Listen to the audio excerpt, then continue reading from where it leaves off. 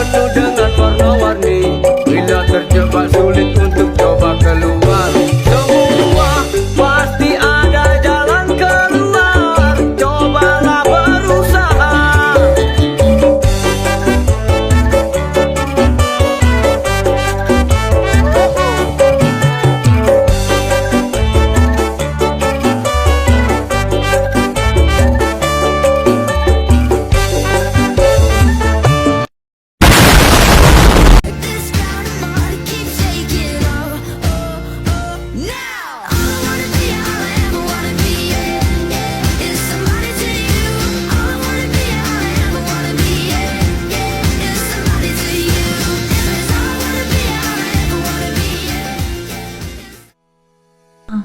Awal kelahiran Rasulullah SAW.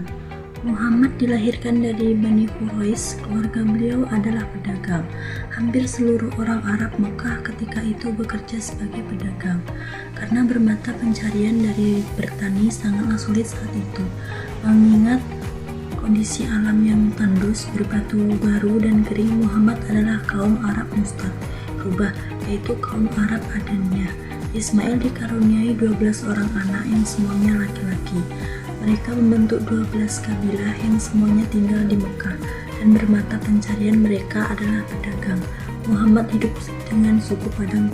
Baik, di sini saya ingin menjelaskan yang bagian B, yaitu perjalanan dagang Rasulullah SAW. Reputasi Nabi Muhammad dalam dunia bisnis dilaporkan antara lain oleh Muhammadis Abdul Razak. Ketika mencapai usia dewasa, beliau memilih pekerjaan sebagai pedagang wirausaha pada saat belum memilih modal. Beliau menjadi manajer perdagangan para inspektor Sohibul Mal. Berdasarkan bagi hasil seorang inspektor besar, maka Khadijah mengangkat sebagai manajer pusat perdagangan Hazabut di Yaman. Kecakapannya sebagai wirausaha telah didatangkan keiktaguan besar baginya dan inspektornya. Tidak satupun bisnis yang ia tangani mendapatkan kerugian. Dalam literatur sejarah disebutkan bahwa di sekitar masa mudanya Nabi Muhammad banyaklah lukisan sebagai sejarah hidupnya Muhammad SAW sebagai pembisnis di sektor perdagangan memberikan contoh bagi umat manusia. Julukan Al-Amin menunjukkan kereptilitaannya di masyarakat Arab. Selain jujur, Muhammad juga seorang nabi dan rasul. Kejujurannya menjadikan kunci utama dalam perdagangannya. Dalam praktiknya, Muhammad selalu jujur tentang kondisi barang yang dijual. Ia berani mengungkapkan kekurangan barang tersebut, suatu sikap yang jarang dilakukan perdagangan lain. Muhammad juga menjunjung sikap toleransi yang menjadikan kunci suksesnya dalam bisnis tersebut. Di sini saya juga ingin menjelaskan yang bagian C, bisnis Rasulullah SAW setelah perkawinan. Pada usia 25 tahun, Muhammad menikah dengan Khadijah yang berumur 40 tahun.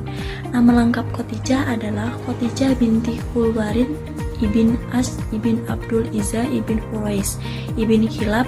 Khadijah dijuluki Al-Mu'minal Kubra, lah anak Khuwailid dan cicit Quraisy. Ia berasal dari kalangan bangsawan dan keluarga kaya raya. Ia tercatat sebagai wanita terkaya di Mekah, meskipun sebagai wanita terkenal, pemberani di samping sikap lainnya yang toleran dan memiliki kepekaan sosial atas lingkungannya sekitar. Ia sebagai pengusaha yang memiliki kemampuan manajerial baik, ia mempercayai barang dagangannya kepada anak buahnya. Sebelum menikah dengan Muhammad, Khadijah tercatat 2 kali menikah. Pernikahan pertama dengan Abu Halal. Pernikahan Muhammad dilaksanakan ketika ia berusia 25 tahun dan Khadijah berusia 40 tahun. Pada waktu menikah, Muhammad belum berhasil menjadi perintis atau pembisnis. Hasil kerjanya hanya cukup untuk memenuhi kebutuhannya sehari-hari. Mempunyai harta apalagi untuk menikah, dalam suatu riwayat Khadijah mengutuskan Nafisah binti Umayyah menemui Muhammad untuk menjajaki keadaan Muhammad. Dan akhirnya Siti Khadijah dan Muhammad. Awal perkenalkan Khadijah dengan Muhammad ketika Abu Thalib ingin memperkerjakan Muhammad kepada kepada Khadijah. Meskipun Khadijah sudah mendengar berita tentang Muhammad yang dijuluki Al-Amin, Muhammad diajak Abu Thalib untuk menemui saudagar kaya raya Khadijah untuk melamar sebagai salah satu karyawannya. Abu Thalib melamarkan Muhammad sebagai karyawan dengan imbalan tinggi. Permintaan Abu Thalib diterima meskipun gaji yang dimintanya 4 kali lipat dari gaji yang Khadijah berikan kepada karyawan lainnya.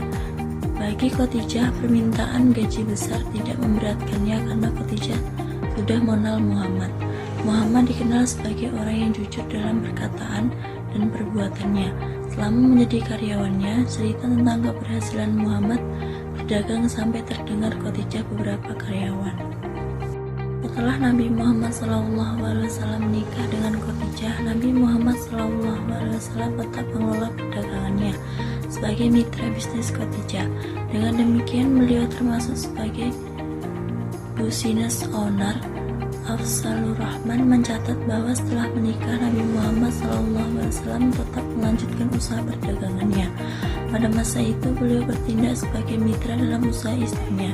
Nabi Muhammad melakukan perjalanan bisnisnya ke berbagai pusat perdagangan di seluruh penjuru negerinya dan negeri-negeri tetangga.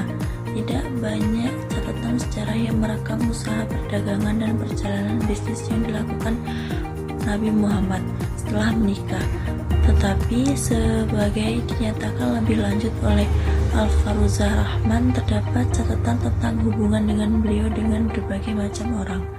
Hal itu membuktikan bahwa beliau menggeluti di bidang perdagangan setelah menikah. Menginjak usia 30-an, Nabi Muhammad menjadi seorang investor dan mulai memiliki banyak waktu untuk memikirkan kondisi masyarakat. Pada saat itu Nabi Muhammad SAW sudah mencapai apa yang disebut sebagai kebebasan uang, finansial freedom, dan waktu. Sejak saat itulah beliau mulai sering menyendiri ke Gua Hira.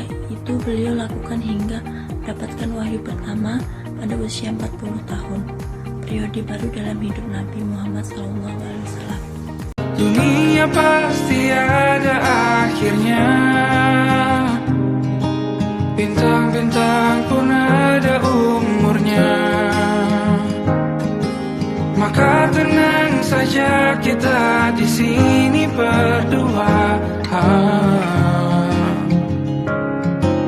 nikmati sementara yang ada.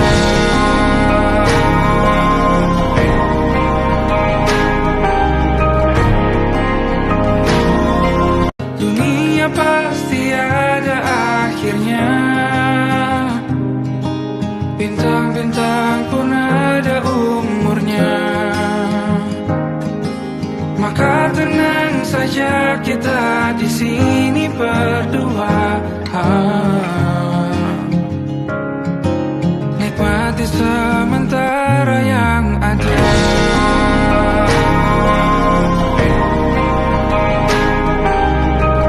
Dunia pasti ada akhirnya, bintang-bintang pun ada umurnya. Maka tenang saja kita di sini berdua,